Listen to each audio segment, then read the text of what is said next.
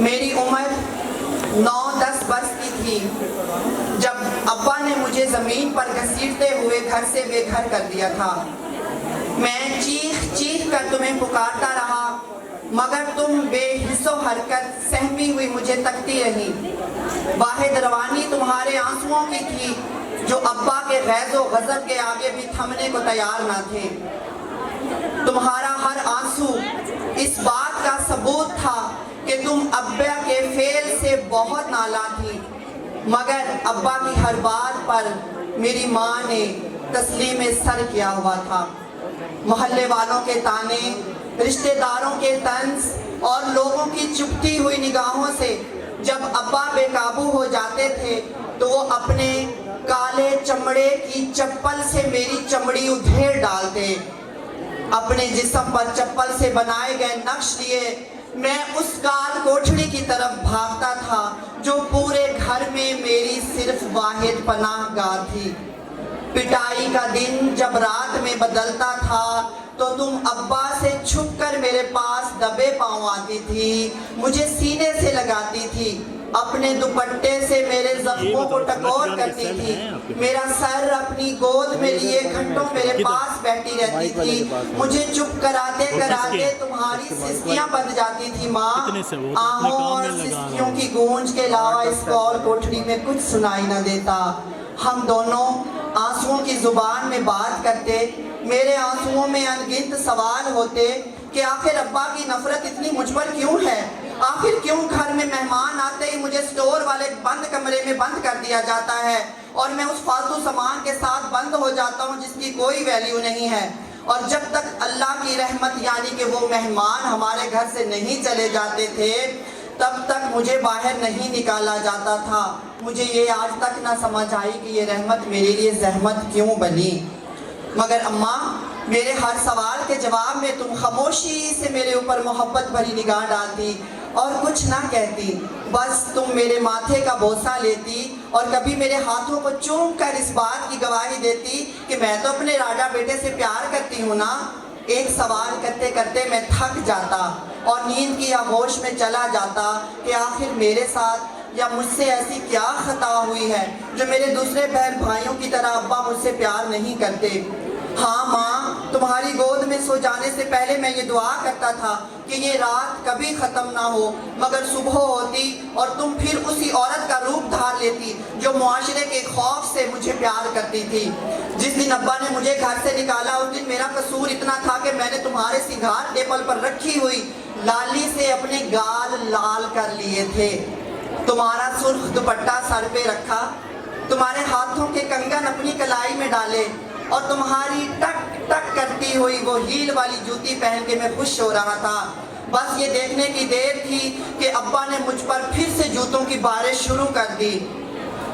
میں معافی کا طلبگار رہا، میں نے بہت بار ابا سے معافی مانگی مگر میری کوئی سنوائی نہ ہوئی اور پھر گالی گلوچ کرتے ہوئے زمین پر گھسیٹتے ہوئے زنخا زنخا مجھے کہتے ہوئے ابا نے ہمیشہ سے مجھے گھر والوں سے دور کر دیا۔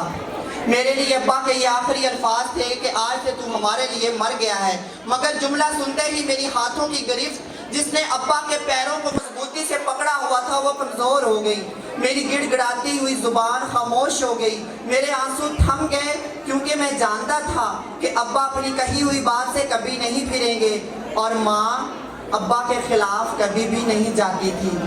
اس کے بعد ابا مجھے ہمیشہ کے لیے ایک گرو کے پاس چھوڑ گئے۔ امجد کی جگہ میرا نام علیشہ رکھا گیا، مجھے ناچ گانے کی تربیت دی گئی، مجھ پر نظر رکھی جاتی تھی، لیکن میں جب کبھی بھی موقع ملتا محبت میں گرفتار اپنے گھر کی طرف روانہ ہوتا اور ابا کا آخری جملہ جو دہلیز پار کرنے سے مجھے پہلے بولا تھا وہ مجھے روک لیتا۔ دروازے کی اور سے جب تم گرما گرم روٹی اتارتی تو میری بھوک بھی چمک جاتی اور پھر تم اپنے ہاتھوں سے نوالے بنا بنا کے جب میرے دوسرے بہن بھائیوں کو کھلاتی تو ہر نوالے پہ میرا بھی منہ کھلتا کہ شاید یہ نوالا میرے منہ میں بھی آ جائے، مگر میری یہ حسرت ہی رہ گئی۔ اس حسرت کو پورا کرنے کے لیے میں اکثر گھر کے باہر رکھی ہوئی سوکھی روٹی کو اپنے آنسوؤں میں بھگو بھگو کر کھا لیتا۔ اب کے بار تو عیدیں بھی جیسے عیدیں نہ رہیں، بعد کی عیدیں تو میری تنہائی ہو گئیں. جب گھر در بدر نہیں ہوا تھا تو ابا ایک ہاتھ پر عیدی رکھتے تھے تو میرا ہاتھ بھی پھیلا رہ جاتا تھا کہ شاید ابا مجھے بھی عیدی دے دیں, لیکن ابا نے کبھی دست شفقت میرے سر پر نہ رکھا.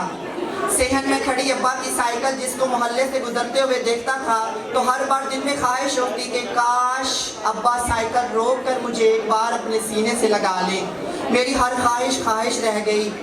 گھر چھوڑنے کے بعد ایک سے ایک عذاب میرے اوپر آیا جس نے میری روح کو قرب سے گزارا. چند شریف لوگ میری گرو کے پاس آئے اور مجھے اپنے ساتھ لے گئے.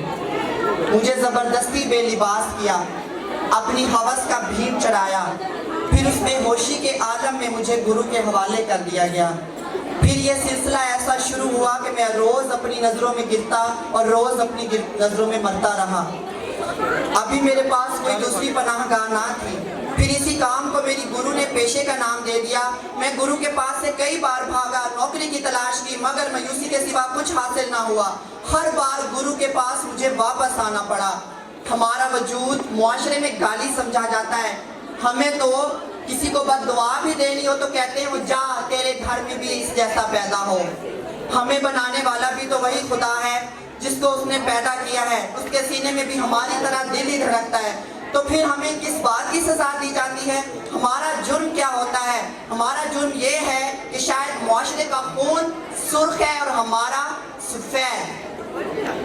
ماں, میں ساری زندگی جینے کی چاہ میں مرتا چلا گیا. سفید خون رکھنے والے مذہب کی آڑ میں تو کبھی جسم فروشی کی انکار پر میرے جسموں میں گولیاں اتارتے گئے. میرے ساتھ بھی کچھ ایسا ہوا, مجھے گولیاں مار دی گئیں. جب مجھے ہوش آیا تو ڈاکٹر مجھے امید کی کرن دکھانے کی کوشش میں آہستہ آہستہ میرے کانوں میں سرگوشی کر رہے تھے اور کہہ رہے تھے کہ اگر تم ہمت کرو تو زندگی سے جیت سکتے ہو اور لوٹ سکتے ہو.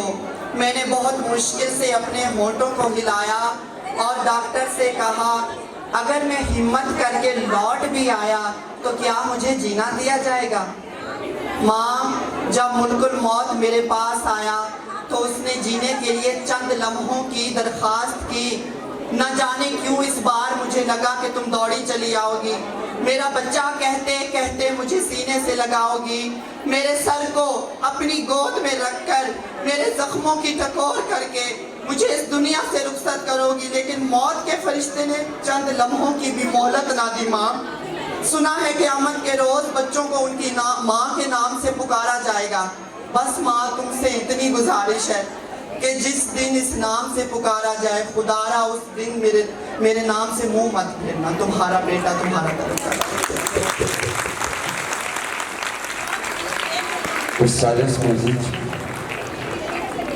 یہ ہمارے معاشرے کے لیے ایک ایسا میسج ہے جو واقعی حقیقت میں